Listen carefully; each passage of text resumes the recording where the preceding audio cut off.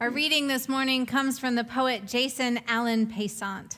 His poem entitled, "Right Now, I'm Standing." Right now, I'm standing beneath what used to be, I imagine, an impressive tree.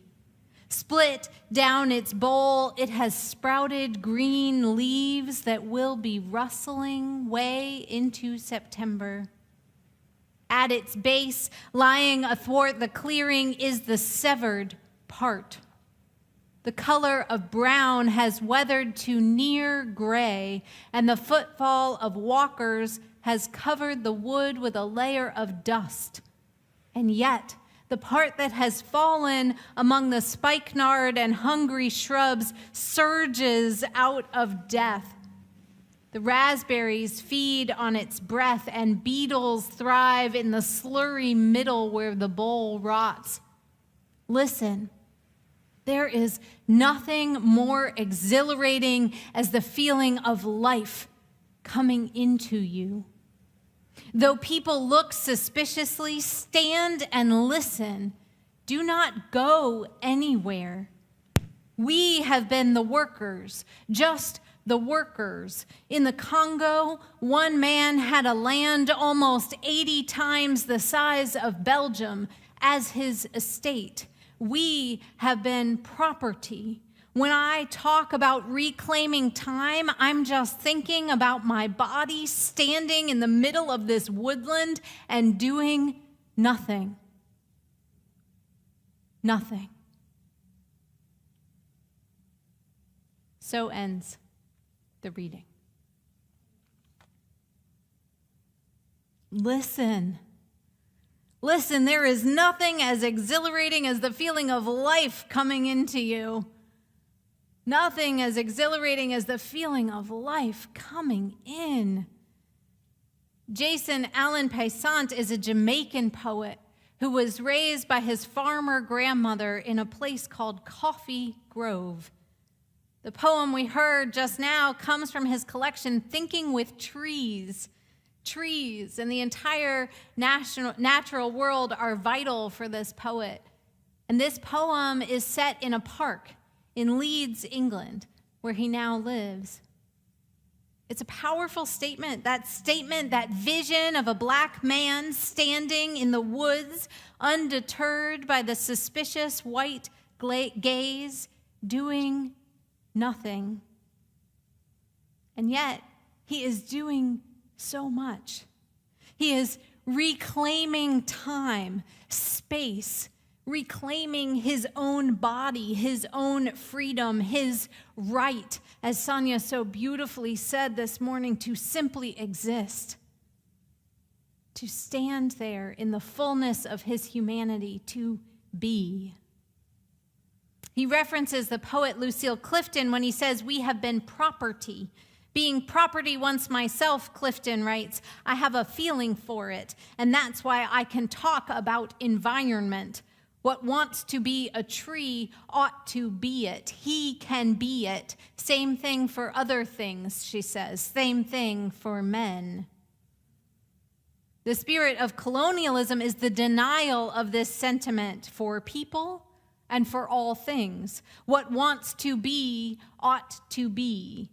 The colonialist mindset says no to this idea and instead lifts the right of some people to be above that of all other people and all other things, above all creation.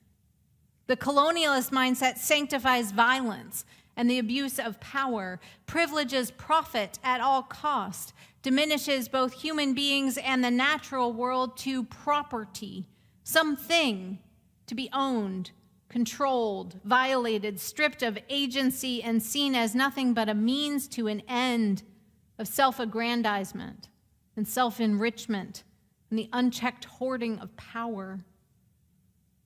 And so, as we join those ancestors and our fellow beloveds here in seeking to dismantle colonialist mindsets and practices inside ourselves and in our institutions, we learn from scholars such as educator and activist John West, who says that we must understand the decolonized Jesus if we are truly to understand Christianity, the Christian story, as one that is dedicated to radical table-turning justice, to one that empowers all people, and especially those who have been oppressed, to reclaim agency through collective action.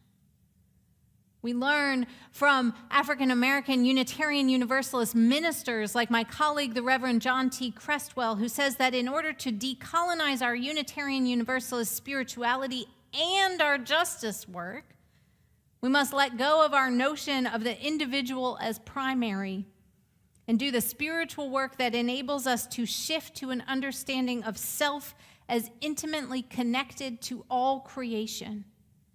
Power with, Reverend Crestwell says, means that we think in terms of the all, not just in terms of the self. We realize that the self is the all, and the all is the self.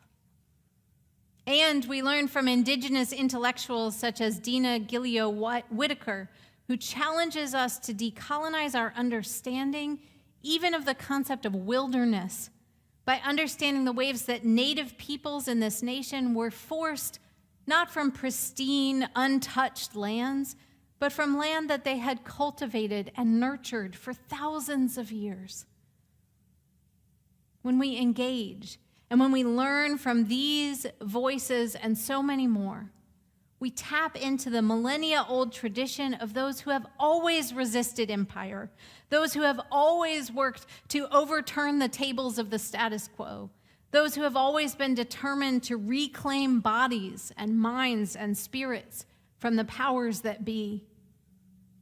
Now, of late, we have witnessed mainstream America waking up to what oppressed peoples have known for centuries, that our cultural landscape has its bedrock in the notion of supremacy of those who are racialized as white above all others. As Gilio-Whitaker writes, centuries of dehumanization of American Indians, African Americans, and ethnic minority others has left its mark on the American mind and in its institutions, refusing to die. Just as there have always been freedom fighters, there have also always been those who fall prey to the death-dealing notion of superiority, who succumb to the soul-destroying idea of supremacy. And it is those who believe the lie that they are superior to their fellow human beings, that they have dominion over other people and over all things. It is those who believe that lie who lose their souls. The truth is, the powers that be may have wreaked havoc and committed atrocities in the name of religion and politics in the vain quest to establish and maintain power, but they have never succeeded. They have tried, and they have come close, but they have never been able to quench the spirit of life that cries out in every human being. That spirit that fights through the dirt like the springtime shoot. That spirit that led garbage workers in Memphis to declare, "I am a man," in the face of degradation. That spirit that clings to tradition and identity in the face of genocide. That spirit that holds fast to hope, even when humanity lets us down again and again. Hope is a verb as much as a virtue, Cornel West says. There's too much suffering in the world for optimism, he says.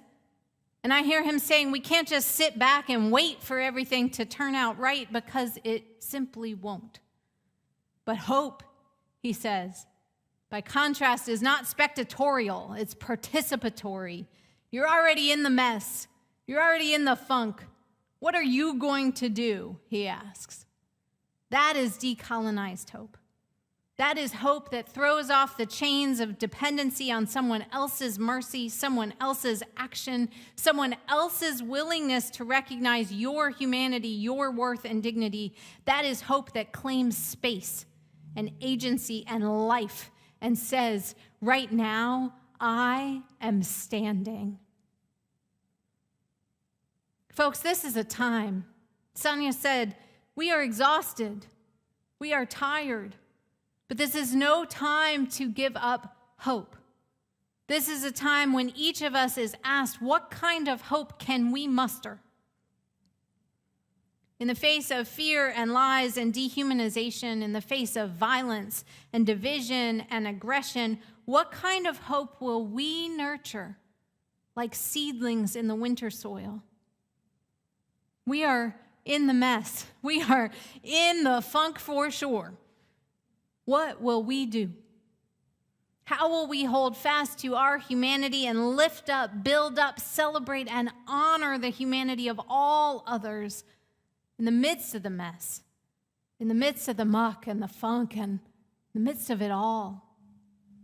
So let us choose a hope that casts off that colonizing spirit, that blasts away the idea that any one of us is any better or worse than any other, that any one of us is more or less deserving of life, of respect, of human agency and dignity. Let us choose a hope that equates our worth not with productivity or profit, but with our right, our freedom to stand as a beloved child of the universe, enough, one with our siblings, the trees, sacred in our being, not in comparison to any other person or any other thing.